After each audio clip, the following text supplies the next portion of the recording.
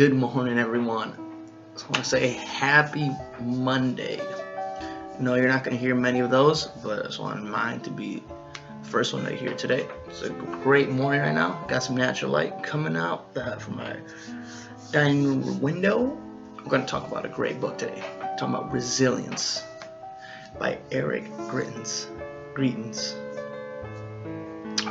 This book I got recommended from a couple people from listening to different series on television and through different YouTube contexts that I watch. But Resilience has been a great book. I've been listening through Audible once I'm at work and I'm driving a couple hours a day.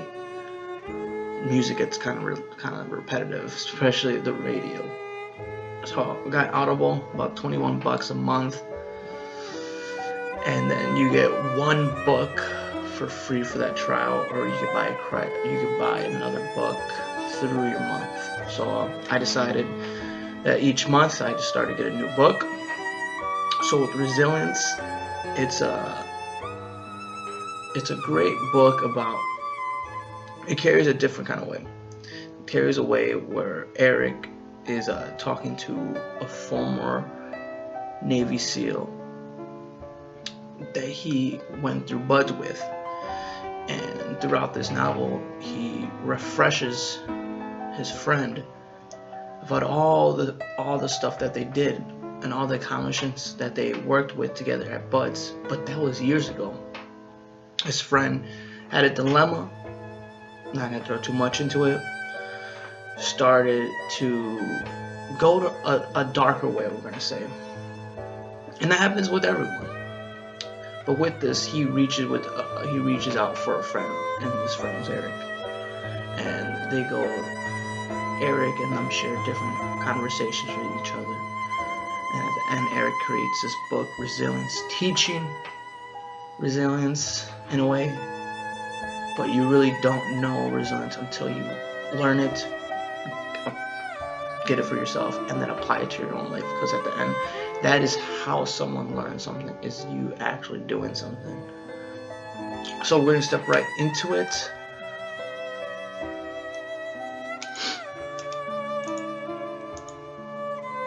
A great cover with the book. And then we're going to go into about a couple of key facts that I myself got into this novel. And I mean, you guys feel free to jump into board, send some messages down in the comments below. I love to hear it. But for myself, I have one that I'm not gonna tell you where these key points. There's not like a consistentness of this is how it goes through the book, but this is where I feel like it impacted me the most. I'm gonna go with number one. Death is always upon us.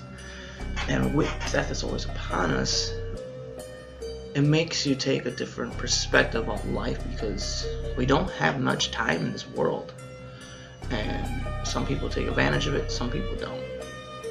Number two, breathe during the hard times.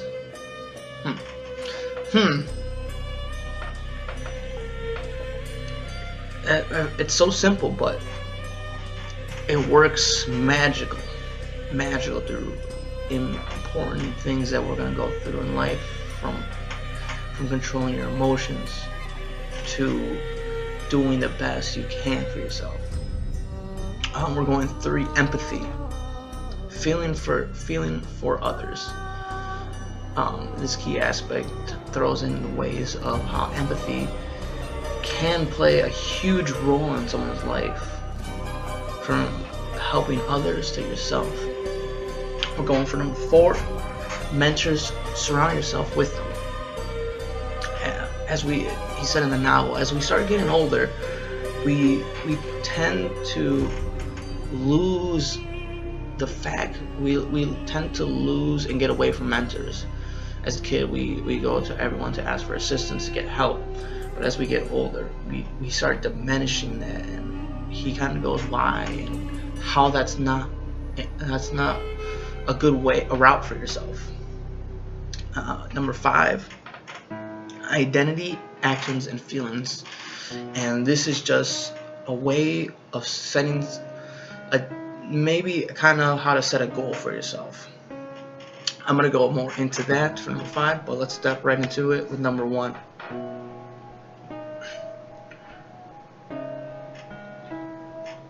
Most are scared of what happens after death. That takes away from the present. I was reading about this, and death is one of the most feared things that us humans, animals, well, not really animals, us humans have. We have this perspective of what's going to happen to us when we die. We worry too much about the what ifs when we're not taking from the present time. He kind of goes this. He kind of goes in this aspect of with his friend. I don't really want to put too much information about the whole topic of the book. That's what I want you guys to read for yourselves. But I'm going to throw different aspects of it. So with this, some people become scared and anxious and depressed about death, but you're letting that conquer yourself because you're not living in the present, and that's the most important thing, because that overall sets the past and creates the future. This was a great example in the book. And I heard this expression many times. Anxiety occurs when you're thinking about the future. Depression when you're thinking about the past. So this kind of flourishes about the same kind of aspect of when you're not living in the present, you're letting your mind, one of the most important things that's more key features in your body, you let that control yourself, and that creates an ultimate death for yourself, because you're not controlling it. You're letting it take control of yourself. With this segment, I'll see you tomorrow. This was a new aspect at the end, when you say goodbye to someone, or I'll see you tomorrow. He goes into a great example in this book, and I actually heard it for the first couple times. I really started noticing it in my own life. I said, "Oh, I'll see you tomorrow, if the Lord grants me tomorrow." And this is the part that I wrote into this. This kind of highlights in the realm of knowing your place and knowing what's out there. I'm not saying that religion is the most important. Well, it is the most important thing for yourself. Some do, some don't. But know your place, right? You as a human are never going to be greater than anyone else. You shouldn't ever think like that. And then when you're at peace with yourself, you can be able to rest and be thankful for the present that's going to happen tomorrow. Like that saying goes, every day is a gift, every day is a present. Kind of goes hand by hand. And it kind of this part of the story in the chapter kind of reveals in the realm of being thankful for today. Then we're going to go with good times and bad times will come and go. These will turn to experience and memories, but it's just a matter of blinks that determines it. And this highlighted in the story early on when he said, just imagine this. You take a vacation, for example, right? Most vacations are very important for ourselves. We set these times of day in our life. We have a great time. It's either with family, friends. In a matter of blinks, they're gone. The memories. But the thing is, these memories create and define ourselves. These experiences create and define ourselves. And honestly, there's a matter of blinks. So that's what it kind of says. Make each kind of blink count, because we don't have many. It's a very kind of worry topic for this first one, but I wanted to get this one highlighted and first one through my key points. We're jumping in with breathing. So even myself, when I find doing hard labor or exercising, anything really that's making my heart rate go up, and he throws many examples when he's at buds and in life, that during hard situations, focus on what you can control. What can you control? You can control your mindset. You really can't control how other people behave, but you can control how you behave, control your emotions. And this all kind of starts when you start controlling your breathing.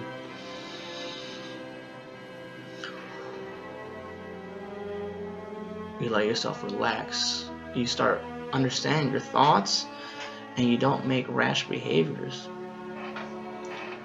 Breathing makes you aware of your mistakes. An example of letting your emotions take the best of you. When you get angry, you snap, then you breathe, then you think, wow, I can't believe I did this. Now I'm looking like a fool, and I hurt someone else with it. Breathing lets you control these kind of aspects of your life. It lets you be the boss of yourself. And then breathing. As you breathe and you're starting to get yourself relaxed, you can start thinking of what you can do that goes right. He throws in different examples to this, but it's in a realm of when you're in this process of inhaling and exhaling, you can picture in your mind what you need to get done. Then it starts working in your mind, and then it makes your body makes your body do it a lot more easier. You know what I'm saying?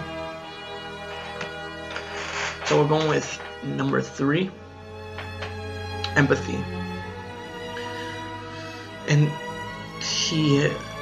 Eric kind of throws into this empathy, and I'm going to throw it in different ways with volunteering.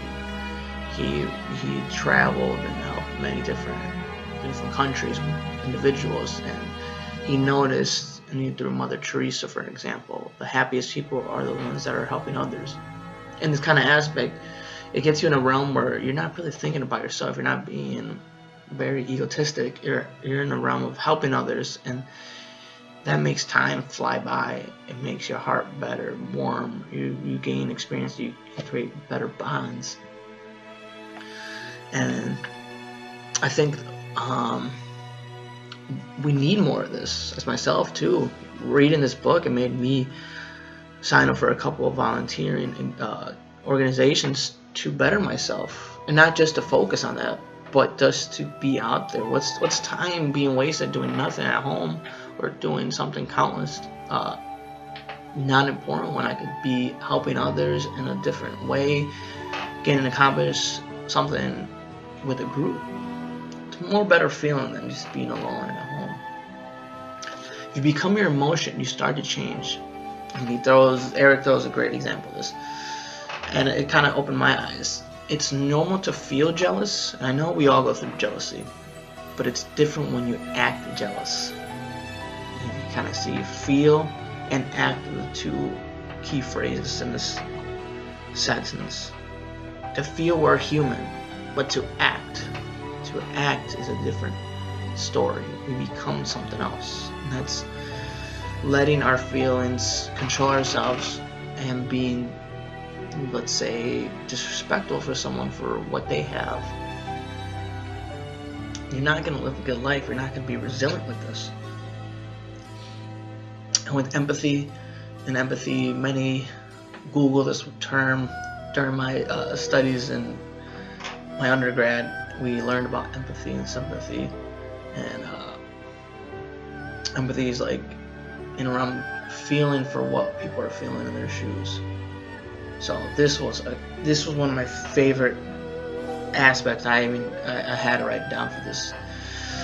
For depression, very strong diagnosis in the United States right now, but people have these feelings, and some are stronger than others, and let depression control their life. But instead of being a friend or yourself when you're going through this, ask to yourself or ask someone, ask others, how do you make you feel yourself depressed every day? When you think about this, how do I make myself feel depressed every day? Well, let's see, I'm waking up in the midday, not really do much, laying in bed, or I'm not feeling well because I lost someone. I'm not eating right. I'm not exercising. Or different examples, but I'm not really being myself. And then you start micro managing yourself in a realm of, oh my god, well, these are the little things that I know that are doing to myself that make me feel this way every day. And it's starting to become habitual. And I recognize in my own life, when you know what makes you happy, incorporate that in your life.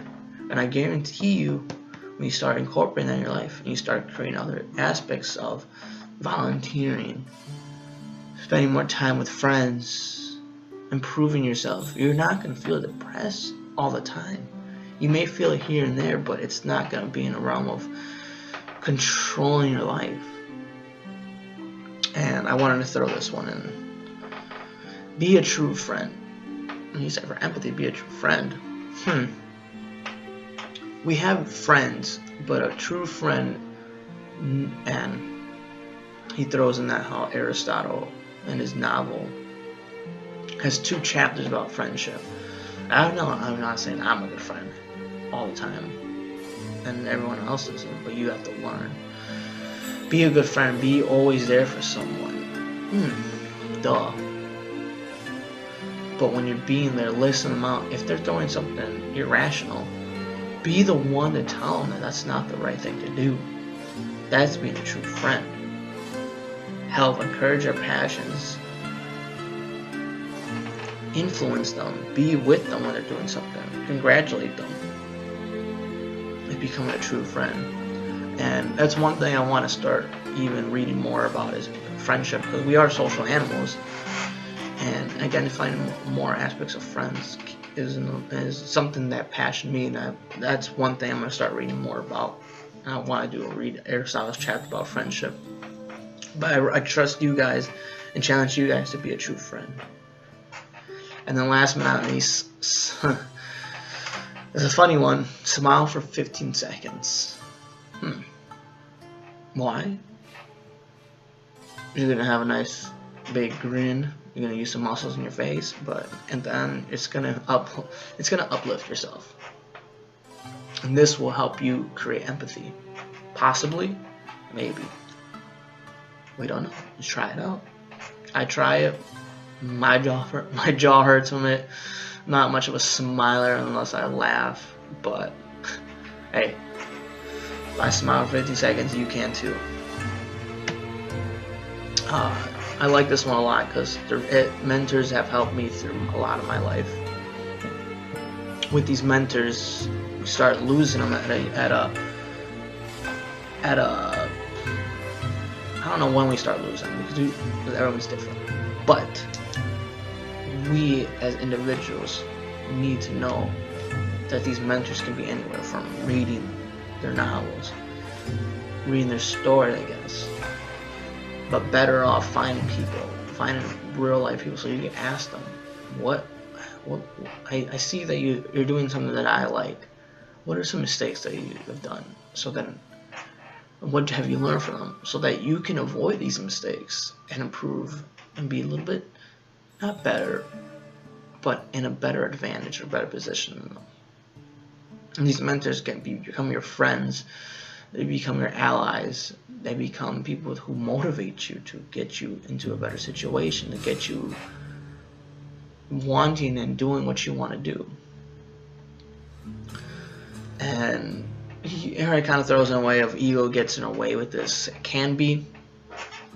Some people think that they could do it all by themselves, but realistically, no. Mentors want you to do this, and as you start learning from mentors, you will become one at the end. Late in your life, someone's gonna ask you, well, what do you think about this? What happened to you about this? That becomes in a realm a better feeling. You start gaining a mentee, feeling better. You're gonna start throwing more into your life into theirs. We share this a lot about childhood too. If you think about it, your parents are one of your highest up-known mentors. And you start thinking, well, who else is underneath them? Exactly. Gain more of them. There's no bad thing about it. No one's gonna get harmful. Like, hey, I was thinking, would you like to be my mentor? You don't know if you don't ask. But with this is, don't fully copy somebody. Take different parts of everybody. Well, you really don't get much from copying. I learned that the hard way. You can't copy the whole thing. Copy parts. You copy the whole thing. A, the person isn't like that. B, you don't really truly become yourself. You gotta take different aspects of who you try to become. That's why you get mentors, not mentor. Opens different realms. Different perspectives, different eyes. And then last but not least, I like to end with this one. And this identity, actions, feelings kind of highlights the whole key aspects. And I want you to take a moment to read this.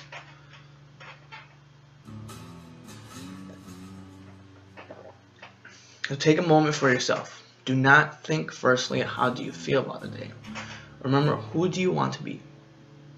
So this will make wow, my writing's horrible. Make the actions through your day easier, so that overall you can feel how you want to feel. And let's say, for example, I want to be someone who writes better. So as you can say, I have a couple grammar mistakes.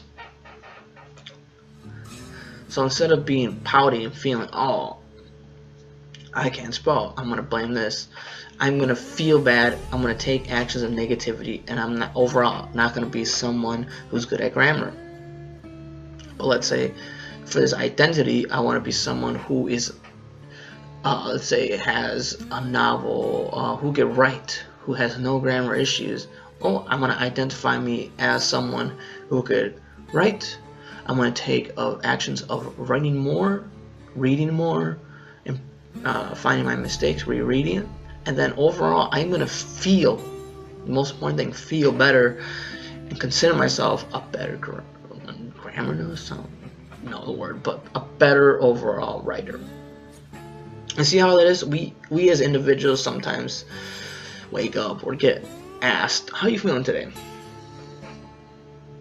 Good. Everyone likes a response, but is it the true thing? We don't know. But start asking yourself, who do you want to become? I want to be a leader. I want to be courageous. I want to read more.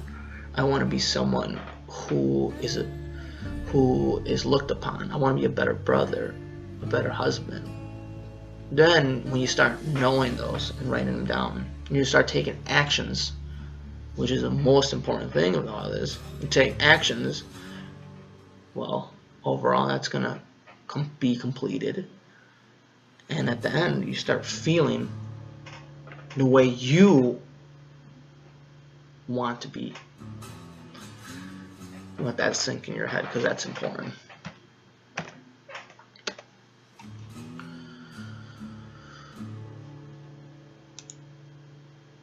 Anyways,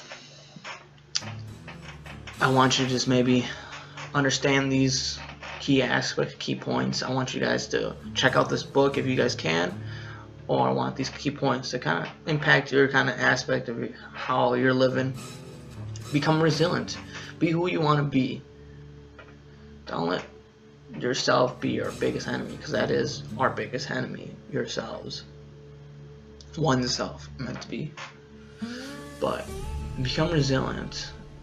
And I know I heard this over. Actually, I don't even want to tell you guys about it. That's how bad. I just thought about myself. Took a breath. Like, not worth it. But check out the book, Resilience. It's a pretty strong novel in the Audible. Eric spoke pretty much precise and clear and great at narrating. But check it out. If not, reread these key points and try to impact your life and take those actions so you can feel better or feel the same, or what you want to do. But thank you for tuning in, checking it out. It's been a blast sharing you this novel. I'm going to try to improve my game of being consistent with this, but it's my time and matter of what I want to do, and I like this, and I want to keep doing it. So thank you for tuning in. We guys have a good Monday midday now. Enjoy yourselves. and live day by day, but think about the future as well. Think of who you want to become. Take it easy.